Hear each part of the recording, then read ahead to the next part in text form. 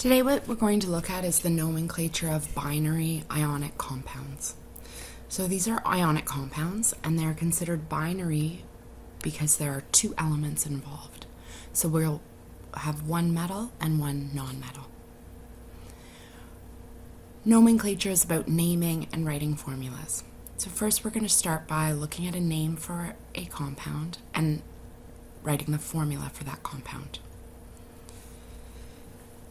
As you can see here, there are some rules. The basic idea is that you're going to write the ions and you're going to do the crossover method in order to determine the formula. So first you're going to identify which one is the positive ion and which one is the negative ion. And in a name, for in this example, sodium nitride, the positive ion is the metal and it's listed first. We're going to write the ions of the chemical symbols of these ions. So sodium is Na, and in order to write the symbol of its ion, we need to use the periodic table to determine its charge. So we find the location of sodium. It's in the first group and has one valence electron, so it will carry a charge of +1. Nitride refers to nitrogen, so we find nitrogen in the periodic table. It has 5 valence electrons, recalling that we count by the group number, so 1, 2, 3, 4, 5. And because it needs to gain 3 electrons to become stable, it will carry a charge of 3-. Now when we're writing the formula, what we want for the charges to balance with each other. So we want the amount of positive charge in the compound to balance with the amount of negative charge. So in this case, if we look at it mathematically, we're going to need 3 positives to balance with our -3 from the nitrogen. A quick way of seeing what that number is going to be, or that amount is going to be, is by crossing over. So if you take the charge of the nitrogen and the charge of the sodium and you crisscross, you'll see that you get Na3N. So that's a quick way of doing the math. Now in this second example, we have copper to chloride. And you'll see that copper is a transition metal, and transition metals can have more than one charge. So copper, for example, can carry a charge of +1 or +2 and still be stable. The chemistry of why that happens lies in the newer model of the atom, so we won't look at that now. But what you need to recognize is that the elements in the transition metals will often be considered multivalent or have multiple possible charges. So chromium, for example, can be +3 or +6. And manganese is pretty unique. It can be +7, +6, +4, +2, +3. So there are lots and lots of options. So what we do to help with the name is we identify the charge within the compound. So in this particular compound of copper chloride, the charge on the copper is 2+. So knowing that, I know that my positive ion in this compound is going to be Cu2+. For the chloride, Cl-, it has 7 valence electrons, so it will be -1. If we look at the crisscross method, the 2 is going to come down and the 1 is going to come down, so I get CuCl2. Or you can think about this, to balance the charges, I need 2 chlorine ions. In this last example, we have calcium oxide. So because of its location, calcium, I can determine its charge. So calcium is 2+, and oxygen with 6 valence electrons will be 2-. So just to back up for a moment, that's a really important skill, being able to identify the charges. So if that's something that you're having difficulty with, you're going to want to make sure that you're addressing it and ensuring that you understand how to do it. Now we are going to do the crossover method. So if I do the crossover method here, I'm going to get Ca2O2.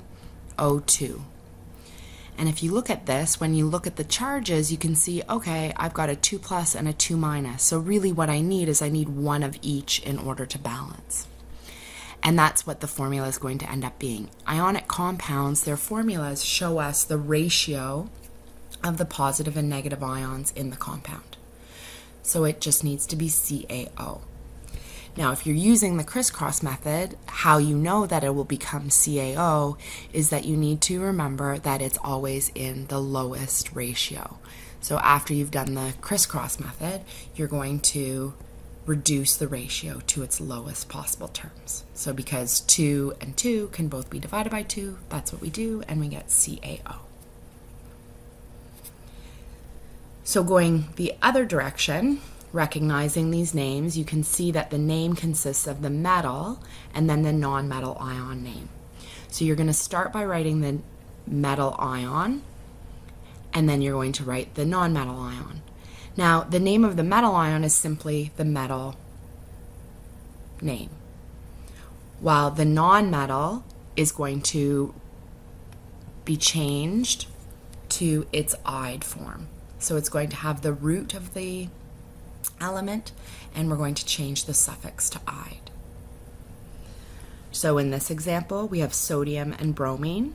So the metal is sodium, and bromine becomes bromide. So we have sodium bromide. Now in rule number 3 here, it's referring to what to do when we have a multivalent metal. So that's going to be one of our transition metals, basically one of the ones that we can't determine from its valence electrons. So iron is a transition metal, so what I need to do is I need to identify the charge and put it in brackets in Roman numerals. So when I look at this, I know it's going to be iron something chloride. And in order to determine the charge, I'm going to do the reverse cross method. So just like I brought the 2 and the 1 down, I'm going to do the opposite, and I'm going to bring the 2 and the 1 up. So in this one, I'm going to bring the 3 up, so it's Fe3 plus and Cl minus.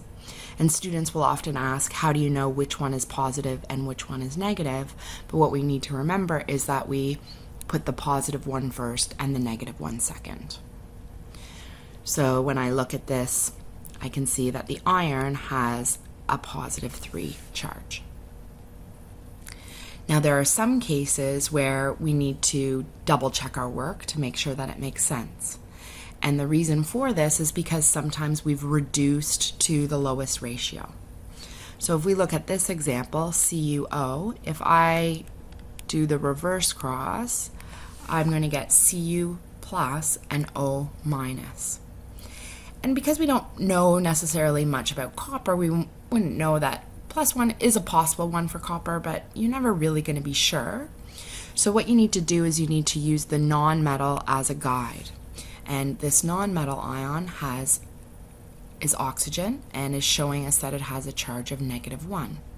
But if we use the periodic table and its location, knowing that it's got 6 valence electrons, that actually doesn't make sense. It should be -2.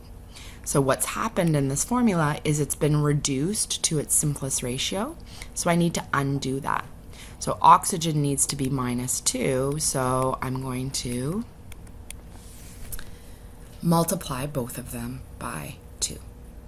So then I can see I have copper 2 oxide. Okay, so that is naming and writing formulas for binary ionic compounds.